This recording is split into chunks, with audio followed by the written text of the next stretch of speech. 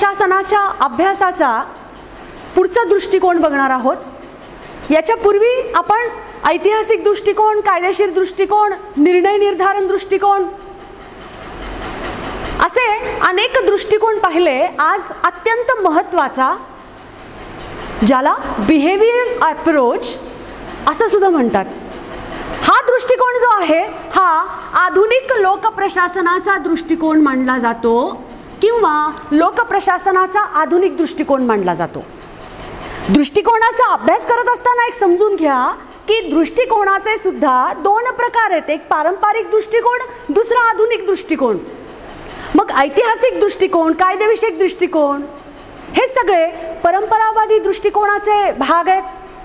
आणि या परंपरावादी दृष्टिकोनामध्ये एक उणीव, एक दोष असा होता की या दृष्टिकोनाच्या समर्थकांनी किंवा विचारवंतांनी लोकप्रशासनाचा अभ्यास करत असताना वास्तव परिस्थितीकडे थोडंसं डोळेझाक केली.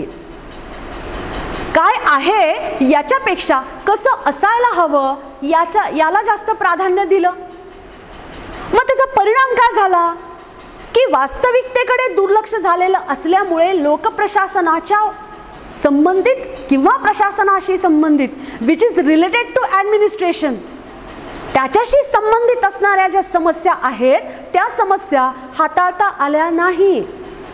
आणि सामाजिक शास्त्राची सगळ्यात मोठी जबाबदारी काय आहे की ते सामाजिक शास्त्र ज्या घटकाचा, ज्या शाखेचा किंवा ज्या विषयाचा अभ्यास करतं त्याच्या समस्या त्याला समजल्या पाहिजेत, त्याला त्याच्यावर संशोधन केलं पाहिजे आणि मग त्या सोडवत्या पण आल्या पाहिजे. कुठेतरी त्याची उपयोगिता दिसायला हवी ना, उपयोगिता जाणवायला हवी. आणि लोकप्रशासन तर प्रशासनाचा अभ्यास करते. आणि तुम्ही बघत आहात की मॉडर्न इरामध्ये म्हणजे आधुनिक काळामध्ये प्रशासनासमोर अनेक प्रकारच्या समस्या निर्माण होत आहेत. त्यांना अनेक विषयांवर काम करावं लागतंय. खूप चाकोरीच्या पलीकडे जाऊन ते काम करत असतात. मग रोजच्या जीवनामध्ये अनेक खात्यांना, अनेक कर्मचाऱ्यांना त्यांच्या ज्या समस्या आहेत त्या समस्या सोडवण्याचा प्रयत्न या वर्तनवादी दृष्टिकोनामध्ये झालेला आहे. हा वर्तनवादी दृष्टिकोन आधुनिक आहे. आता आपण नीट या दृष्टिकोनाचा अभ्यास करूया. सर्वात प्रथम सायमन नावाचा जो प्रशासकीय विचारवंत आहे, सायमन, या सायमन नावाच्या विचारवंतानं एक ॲडमिनिस्ट्रेटिव्ह बिहेवियर म्हणजे प्रशासकीय वर्तन नावाचा एक ग्रंथ लिहिला. आणि त्या ग्रंथामध्ये त्यानं प्रशासनाशी संबंधित असणारे जे घटक आहेत म्हणजे जी माणसं आहेत त्यांच्या वर्तनाचा अभ्यास आवश्यक आहे याच्याकडे लक्ष वेधलं. पारंपरिक दृष्टिकोनामध्ये जे विचार मांडले गेले होते त्याला तो प्रोव्हर्स ऑफ ॲडमिनिस्ट्रेशन म्हणतोय, म्हणजे लोकप्रशासनाच्या म्हणी. त्याचा उपयोग त्याच्या पलीकडे काही नाही. आणि मग सायमननं असं सांगितलं की प्रशासनात ज्या अनेक प्रकारची खाती, संघटना, काम करणारा अधिकारी आणि कर्मचारी वर्ग आहे त्यांचं वर्तन कसं आहे, ते एकमेकांशी कसं वर्तन करतात, कसं वागतात, सहकार्य करतात का, त्यांच्या स्वभावांमधल्या काही दोषांचा परिणाम त्यांच्या कामकाजावर जर होत असेल, मग ही इतकी बेसिक गोष्ट जी आहे, प्रत्येक गोष्टीचा उगम मानवी मनातून होतोय. पहा, या जगामध्ये जेवढ्या सगळे घडामोडी घडतात, घटना घडतात, मग चांगल्या असतील वाईट असतील, त्याचा उगम अगोदर कुठे होतो? मानवी मनामध्ये होतो. मग या मानवी मनाचा वेध घेणं, मानवी वर्तनाचा अभ्यास करणं हे वर्तनवादाचं मुख्य काम आहे. या वर्तनवादाच्या दृष्टिकोनामध्ये माणसाच्या मानसिक वृत्तीचा अभ्यास केला जातो आणि खूप महत्त्वाचं आहे ते. या दृष्टिकोनामुळे झालं काय की लोकप्रशासनाला एक शास्त्राचा दर्जा मिळायला मदत झाली आहे. पहा, सामाजिक शास्त्राचा दर्जा मिळायला मदत झालेली आहे. मग या वर्तनवादी दृष्टिकोनाची आपण सुरुवातीला वैशिष्ट्ये बघूया. पहिलं जे वैशिष्ट्य आहे ते म्हणजे वर्तनवादी दृष्टिकोन हा विश्लेषणात्मक विचारसरणी मांडतो. तो निबंधात्मक किंवा वर्णनात्मक विचारसरणीला अजिबात महत्त्व देत नाही. एखादा आर्टिकल आहे, पहा, समजा प्रशासनाशी संबंधित असणारा आर्टिकल आहे, भाषा सुंदर आहे, अलंकारिक आहे, भरपूर मोठा आहे, पण त्या आर्टिकलमध्ये, त्या लेखामध्ये जर प्रचलित समस्या सोडवण्याचं कुठलंच सोल्युशन नसेल तर इट विल बी युजलेस. त्याचा काही उपयोग आहे का? अजिबात नाही. मग वर्तनवादी कशावर आग्रह धरतात की प्रत्येक गोष्टीचं विश्लेषण योग्य पद्धतीनं झालं पाहिजे. एखादी घटना घडली तर का घडली, त्याच्या मागे कारण काय आहे. मग या कारणांचा शोध घेत असताना अनेक प्रकारचे टेक्निक्स वापरले जातात. मग संबंधित भागामध्ये परीक्षण करणं, निरीक्षण करणं, जे घटक त्या घटनेशी संबंधित आहेत त्यांच्याशी बोलणं, त्यांचं ऑब्झर्वेशन करणं आणि मग त्या माध्यमातून जे काही कन्क्ल्युजन येईल त्याच्या आधारे ॲनालिसिस करणं, डेटा ॲनालिसिस करणं. विश्लेषणात्मक विचारसरणीचा स्वीकार केल्यामुळे होते काय की आपण बोलीभाषेमध्ये म्हणतो ना की दूध का दूध और पाणी का पाणी. सगळं काही चित्र जे आहे ते क्लिअर आहे. संदेह ठेवायला कुठेही जागा राहत नाही. तुम्ही जेव्हा एखाद्या विषयाचा अभ्यास करता, स्पेशली जेव्हा तुम्ही सोशल सायन्सचा अभ्यास करता, तेव्हा अनेक छोट्या मोठ्या गोष्टी ज्या की प्रशासनाशी कळत न कळतपणे प्रत्यक्ष अप्रत्यक्षपणे संबंधित असतात, त्या संबंधाचा तुम्हाला संबंध लावता आला पाहिजे. ते घटना आलेल्या घडून ज्या आहेत त्यांचा एकमेकांशी कसा आणि काय संबंध आहे याचं विश्लेषण तुम्हाला करता आलं पाहिजे. आणखी हा मुद्दा दुसऱ्या पद्धतीनं तुम्हाला समजून सांगायचं असेल तर पहा. समजा एखादं खातं आहे, त्या खात्यामध्ये एक वरिष्ठ अधिकारी आणि त्याच्या मदतीला कनिष्ठ कर्मचारी वर्ग दिलेला आहे. एक ठराविक वर्ग त्या वरिष्ठकाच्या पर्यवेक्षणाखाली दिलेला आहे. जर त्या वरिष्ठ आणि कनिष्ठाचं काही जमत नसेल, त्यांच्यात भांडणं होत आहेत, वरिष्ठाच्या आज्ञा फॉलो केल्या जात नाहीत, कनिष्ठ मुद्दाम चुकीचं काम करून ठेवतात, वरिष्ठासमोर अडचणी निर्माण करून ठेवतात, तर त्यांच्यातलं हे मिसबिहेवियर जे आहे किंवा त्यांच्यातला हा जो द्वेष आहे हा त्यांच्यापुरता मर्यादित राहणार नाही आहे ना. हा डायरेक्ट त्यांच्या खात्याच्या कामकाजावर परिणाम करणार आहे. मग खात्याच्या कामकाजावर परिणाम होणार असेल तर प्रशासनाची जी गुणवत्ता आहे ती कमी होऊ शकते. मग जर ती आपल्याला सोडवायची असेल तर काय करायला हवं, त्या खात्यामध्ये जे वरिष्ठ आणि कर्मचारी वर्ग आहेत ते तसे का वागतात, वरिष्ठाचा स्वभाव कसा आहे, त्याच्याकडे निर्णय घेण्याची क्षमता आहे का, किंवा कनिष्ठ कुठे काही चुकतात का, कर्तव्यामध्ये कसूर करतात का, या गोष्टींचं विश्लेषण केल्याशिवाय त्या सोल्युशनचं काहीही उत्तर सापडणार नाही, म्हणजे त्या प्रॉब्लेमचं सोल्युशन सापडणार नाही. म्हणून वर्तनवादी विचारवंत विश्लेषणात्मक विचारसरणीचा पुरस्कार करतात. निबंधात्मक संशोधन त्यांना मान्य नाही. पहिला मुद्दा समजला व्यवस्थित. आता दुसरं जे वैशिष्ट्य आहे ते म्हणजे वर्तनवादामध्ये निष्कर्षावर आधारित सिद्धांताची मांडणी केली जाते. आता बघा आता इथे मुख्य कशाचा अभ्यास केला जातो, मानवी वर्तनाचा. मग समाजातल्या मानवी वर्तनाचा अभ्यास केला जातोय का इथे? अजिबात नाही. इथे प्रशासकीय क्षेत्रामध्ये काम करणाऱ्या अधिकारी कर्मचारी वर्गाचा म्हणजे सगळ्याच माणसांच्या वागणुकीचा, वर्तणुकीचा अभ्यास केला जातो. काम करणारी माणसं त्यांचं ध्येय एकच आहे, ते एकत्रित काम करतायत, परंतु त्यांची शैक्षणिक, सामाजिक, कौटुंबिक पार्श्वभूमी वेगवेगळी आहे, त्यांची मानसिकता पण वेगवेगळी आहे, त्यांच्यावर झालेले संस्कार, त्यांच्या घरातलं लहानपणीचं सगळं वातावरण, एकंदर ते सगळ्या गोष्टींचा परिणाम होऊन त्याचं व्यक्तिमत्व बनलेलं असतं.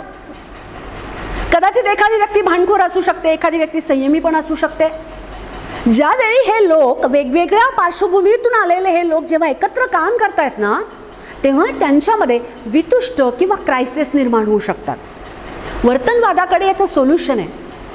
वर्तनवादी दृष्टिकोनामध्ये काय केलं जातं, या मानवी वर्तनाच्या पूर्ण परिस्थितीचा किंवा घटनांचा अभ्यास केला जातो. कसा?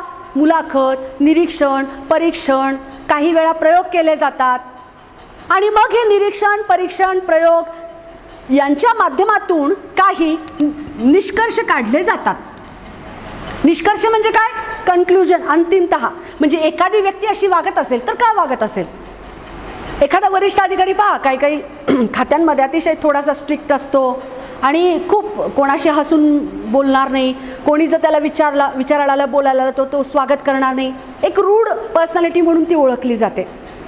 मग त्याच्या व्यक्तिमत्वाचा किंवा त्याच्या अंतरंगाचा जर शोध घ्यायचा असेल तर कदाचित त्याच्या कुटुंबामध्ये त्याचे वडील जर शिस्तप्रिय असतील किंवा घरामध्ये जर आनंदी वातावरण नसेल, शिस्तीच्या वातावरणामध्ये वाढ झाली, तो ऑब्व्हियसली तो माणूस प्रेझेंटमध्ये तसाच वागणार आहे. याचं संशोधन केलं की मग समजून येऊ शकतं की एखादी व्यक्ती कोणत्या परिस्थितीमध्ये का वागते, आणि मग त्याची वागणूक सुधारायची असेल तर मग काय केलं जातं, छोटे छोटे वर्कशॉप ऑर्गनाईज केले जातात, त्यांना रिफ्रेश करायचा प्रयत्न केलं जातो किंवा त्यांना काउन्सिलिंग केले जाते. आजकाल बघा तुम्ही शासकीय संघटनांमध्ये, खात्यांमध्ये असे अनेक प्रकारचे कार्यक्रम ऑर्गनाईज केले जातात, वर्कशॉप्स ऑर्गनाईज केले जातात, ट्रेनिंग प्रोग्राम ऑर्गनाईज केले जातात. ऑब्व्हियसली क्वालिटी वाढते आणि त्याचा चांगला परिणाम कामकाजावर होऊ शकतो.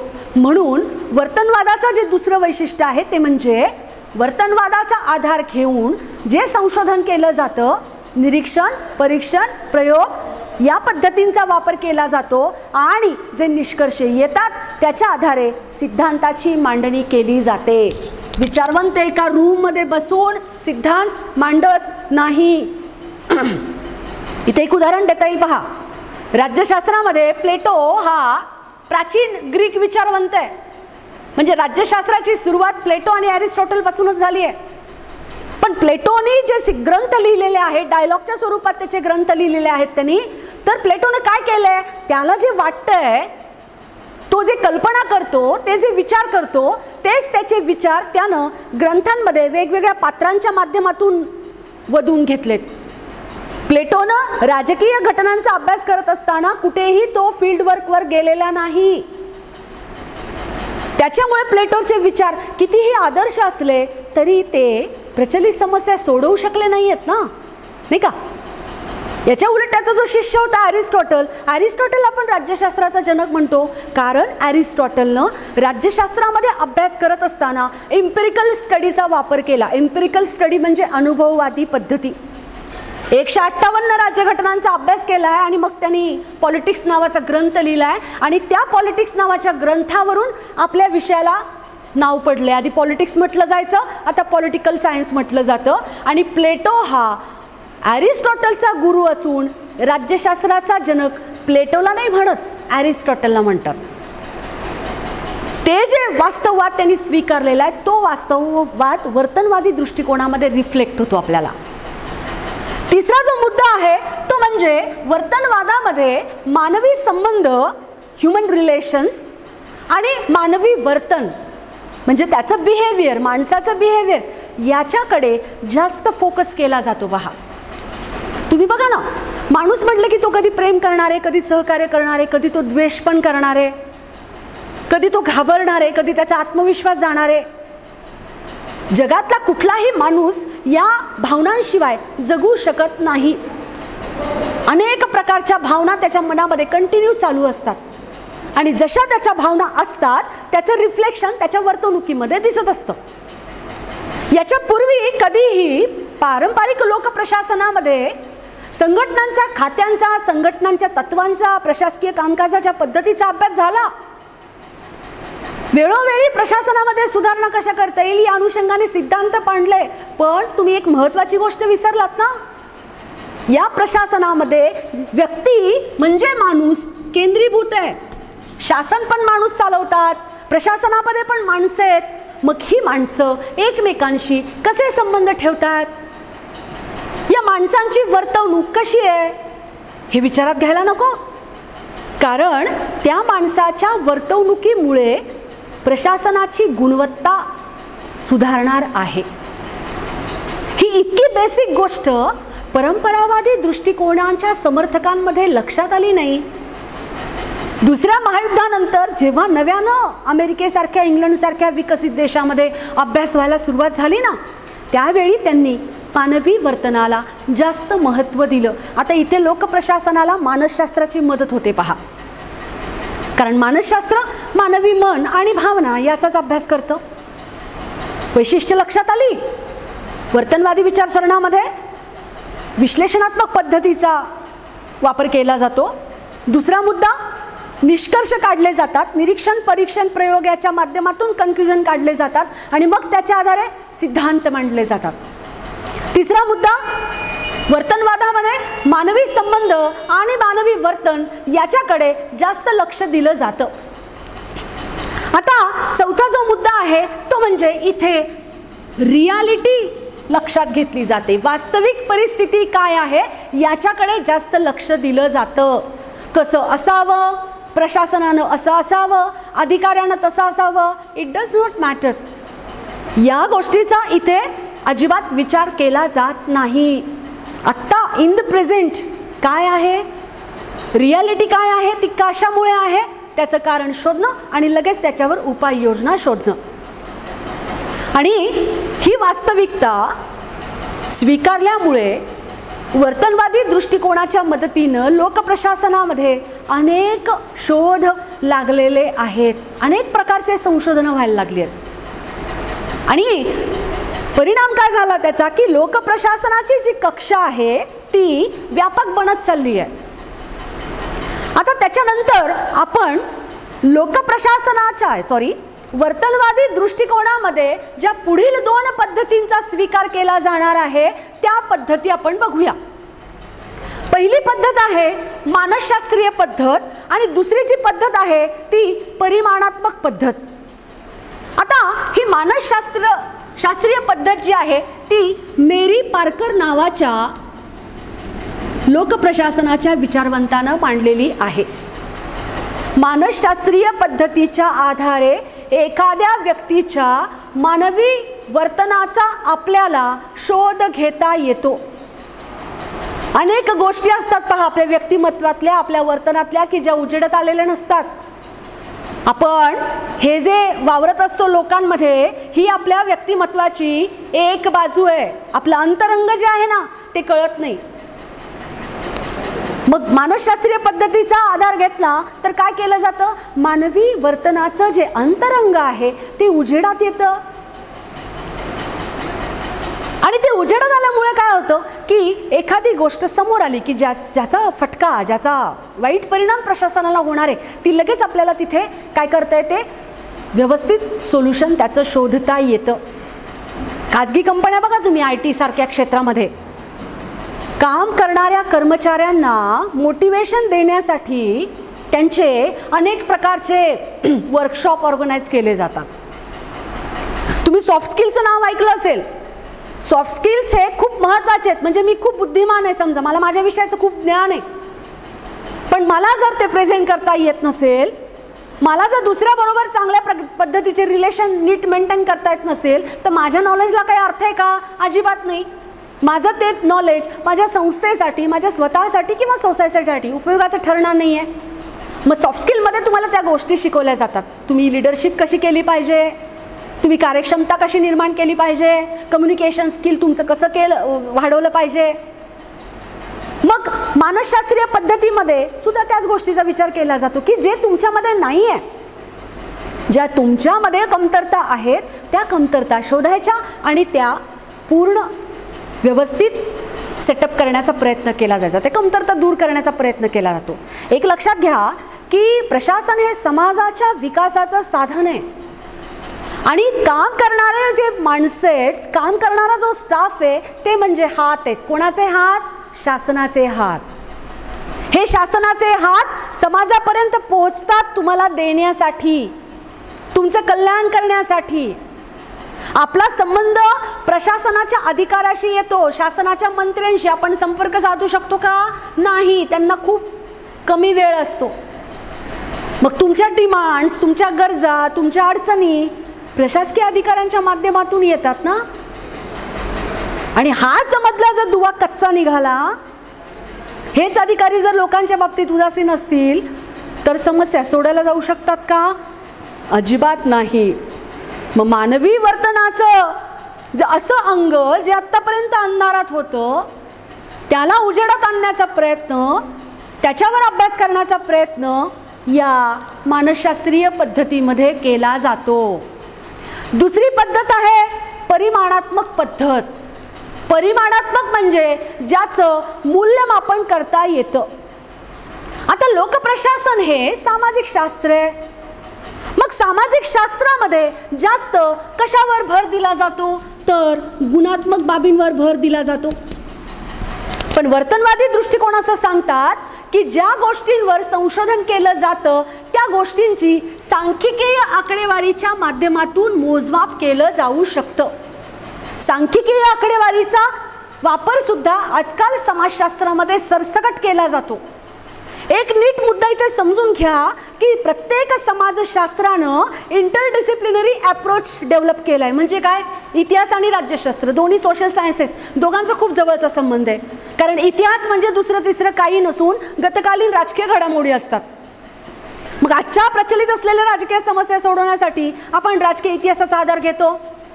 अर्थशास्त्राचा आणि राज्यशास्त्राचा खूप जवळचा संबंध आहे. कारण राज्यकर्ते जे काही धोरण ठरवतात त्याच्यामध्ये काय केलं जातं? आर्थिक धोरणं त्यांच्याकडून ठरवले जातात आणि आर्थिक बाबींचा अभ्यास आपण अर्थशास्त्रामध्ये केला जातो. आता शेवटचा जो मुद्दा आहे आपला तो म्हणजे वर्तनवादाला एवढं महत्त्व का मिळालं, किंवा हा वर्तनवादाचा दृष्टिकोन विकसित होण्याचं नेमकं कारण काय? तर पहिलं आहे आधुनिक संघटना ज्या आहेत, म्हणजे आधुनिक खाती प्रशासनाचे जे विभाग आहेत ते अत्यंत किचकट, जटिल आणि गुंतागुंतीचे झालेत. पहा कसे बघा.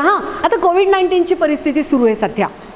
कोविड-19च्या परिस्थितीत तुम्ही पाहिलं असेल की केंद्र शासन आणि राज्य शासन यांच्यामध्ये खूप वेळा क्रायसिस उडालेत. म्हणजे नेमकं केंद्राने कोणती भूमिका घ्यायची, केंद्राचा विषय कोणता आहे की ज्या विषयावर केंद्रानं काम केलं पाहिजे आणि राज्यानं कोणत्या विषयावर काम केलं पाहिजे, याच्यामध्ये थोडेसे क्रायसिस झालेले आपल्याला दिसतात.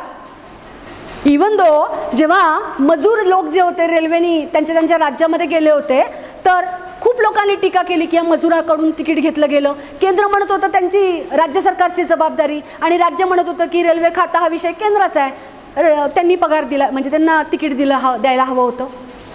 मग हे असं अनेक कामं जी आहेत ती एकमेकांमध्ये गुंतलेली आहेत आणि त्याच्यामुळे आणि परत कसं आहे की कायद्याच्या चौकटीमध्ये नियमांच्या चौकटीत काम करायचं आहे ना त्यांना. मग ही जी वाढती गुंतागुंत आहे याचा थोडासा अभ्यास करण्यासाठी वर्तनवाद मदत करायला लागला.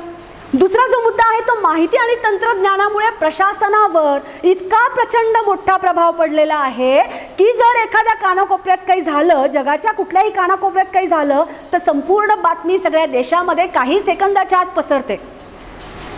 संगणक आलेत, मोबाईल आलेत, इंटरनेट आलेत, दर सेकंदाला काय चालते ते कळतंय. समाज जागरूक झालाय आणि समाजाच्या ज्या अपेक्षा आहेत त्या शासनाकडून वाढल्यात, ऑब्व्हियसली प्रशासनाकडून वाढल्यात. मग प्रशासनाला अलर्ट राहावं लागतं. तिसरा जो मुद्दा आहे तो म्हणजे कामगार संघटना सुद्धा खूप आक्रमक झाल्यात. आता प्रत्येक क्षेत्रामध्ये जे लोक काम करतात त्यांनी मजबूत अशा त्यांच्या संघटना निर्माण केलेल्या आहेत आणि त्या संघटनांचं धोरण हे आक्रमक आहे. आणि लोकशाहीमध्ये प्रत्येकाला आंदोलन करण्याचा, संघटना स्थापन करण्याचा अधिकार तर आहेच की. मग ह्या आक्रमक संघटनांची जी भूमिका आहे ती माणसं आक्रमक का वागतात याचा शोध वर्तनवादाच्या आधारे घेता येतो ना आपल्याला आणि मग सोल्युशन शोधायला पण मदत होते. पुढचा जो मुद्दा आहे तो म्हणजे इंटेलेक्च्युअल लोक जे आहेत, अतिशय बुद्धिमान व्यक्ती जे आहेत त्यांचा ओढा प्रशासनाकडे वाढत चाललेला आहे. पण ह्या इंटेलेक्च्युअल लोकांना कायद्याच्या चौकटीमध्ये, नियमांच्या चौकटीमध्ये किंवा तुमच्या फ्रेममध्ये काम करायला आवडत नाही. त्यांची कामकाजाची पद्धत ठरलेली असते. मग तिथे एक फार मोठा प्रश्न निर्माण होतो की कसं हँडल करायचं. त्यांच्या ज्ञानाचा फायदा तर प्रशासनाला व्हायलाच पाहिजे. मग थोडीशी शिथिलता त्यांना देऊन, त्यांच्या कामाचं स्वातंत्र्य देऊन काम पुढे सरकवलं जातं. इथे वर्तनवादाचा फायदा होतो. आणि शेवटचा मुद्दा जो सगळ्यात महत्त्वाचा आहे की 1991 मध्ये आफ्टर 90 नंतर जागतिकीकरण, खाजगीकरण हे जे स्वीकारलं गेलं त्याच्यामुळे सुद्धा प्रशासनाला अनेक प्रकारच्या आव्हानांना सामोरं जावं लागलं. जागतिकीकरण, खाजगीकरण स्वीकारायचं आहे पण मानवतावाद पण जपला गेला पाहिजे. प्रशासनाचा मानवी चेहरा तिला हलवून चालणार नाही आणि स्वातंत्र्य, समता, बंधुता ही जी लोकशाही मूल्य आहेत याचाही वापर, याचाही स्वीकार प्रशासकीय कामकाज करताना झाला पाहिजे. मग ही इतकी जी गुंतागुंत आहे याचा समन्वय जर साधायचा असेल तर सगळ्याच्या मुळाशी मानवी वर्तन जे आहे त्याचा अभ्यास इथे केला जातो. I hope you all understand this approach. हा वर्तनवादी दृष्टिकोन अत्यंत महत्त्वाचा आहे. मला आशा आहे तुम्हाला सगळ्यांना समजला असेल. आज आपण इथेच थांबूया. धन्यवाद.